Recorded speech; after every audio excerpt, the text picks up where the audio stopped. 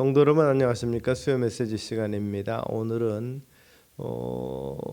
일부 교회에서 사순절을 지키는데 사순절의 시작이라고 볼 수 있는 재수요일, 수요일에 사순절의 시작, 이번 주일부터 사순절이 시작이 될 텐데 그에 앞선 피해 재수요일이라 이렇게 호칭하는 날입니다. 사순절은 예수님의 고난을 기억하고 기념하면서 지내는 주간을 의미합니다. 40일이죠. 주일을 뺀 40일 동안 주님의 고난, 십자가를 생각하면서 경건하게 또 말씀대로 순종하는 삶을 살기 위해서 살아가는 그러한 모습을 우리가 생각하면서 지내는 시간입니다. 그런 면에서 예수님은 고난을 받으시되 하나님의 말씀대로 또 하나님의 뜻을 이루기 위해서 받으신 고난이었습니다. 그것은 죄와 피 흘리기까지 싸우신 싸움의 전형이었다고 볼 수 있습니다. 믿음은 하나님의 말씀대로 사는 것이고 죄는 말씀을 믿지 못하고 욕심대로 사는 것이라고 본다면 우리에게 말씀을 믿지 못하고 의심하며 세상과 세상 방식과 하나님과 말씀보다 더 사랑하고 신뢰하는 마음이 있다는 것은 문제가 될 것입니다. 우리에겐 그러한 습관이 있고 이런 것과 싸울 수 있게 되기를 바랍니다. 우리가 살아가는 세상은 말씀대로 살면 피를 흘릴 수도 있는 그러한 세상입니다.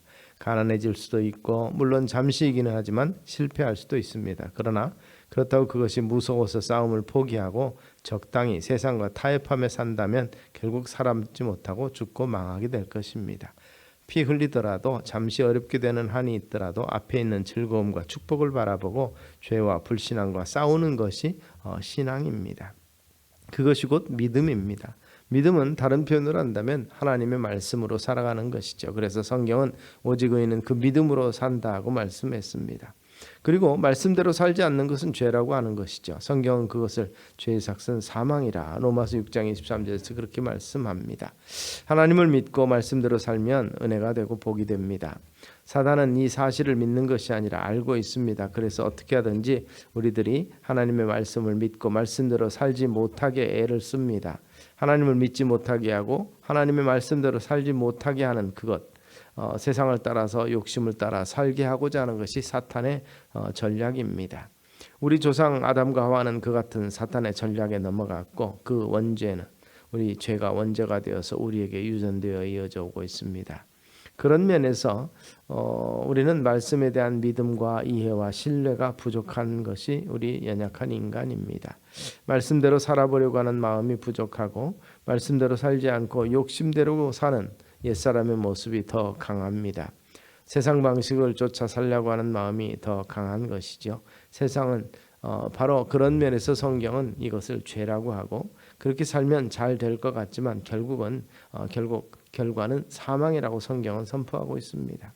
하나님은 오늘 그 죄와 싸우라고 말씀하시고 있습니다. 히브리서 12장 이 4절 보면 너희가 죄와 싸우되 아직 피 흘리기까지 싸우지 아니했다 이렇게 하시는 말씀을 우리가 발견하고 있습니다. 죄와 싸우되 피 흘리기까지 싸우라는 말씀은 추상적인 말씀이 아닙니다.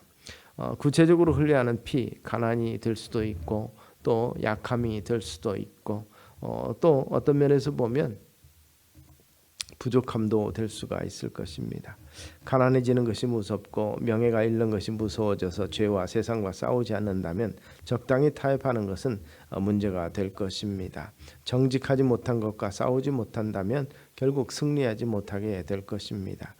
개인적으로도 승리하고 세상적으로도 승리하려면 바로 이런 면에서 죄와 싸워야 되는 것이죠. 피 흘리기까지 끝까지 싸워야 된다.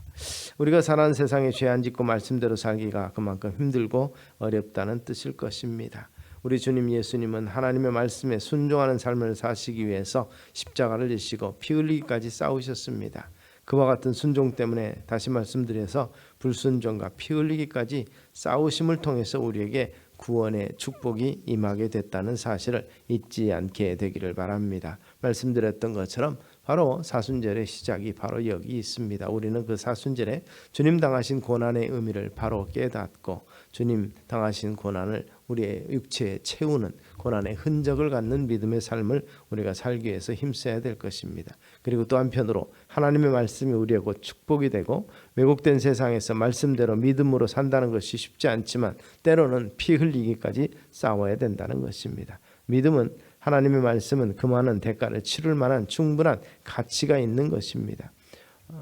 믿음은 하나님의 말씀은 그 많은 대가를 충분한 가치가 있기 때문에 그런 면에서 우리는 우리 앞에 있는 즐거움을 위해서 십자가를 참으신 주님을 닮아야 될 것입니다. 믿음의 축복을 내다보고 우리를 사망으로 인도하는 죄와 피 흘리기까지 싸우는 우리 성도들이 될 수 있기를 주의 이름으로 축원합니다. 기도하겠습니다. 사순절이 시작되는 비제의 수요일에 우리가 함께 모여서 말씀을 보고 은혜 나누게 하신 것을 감사합니다.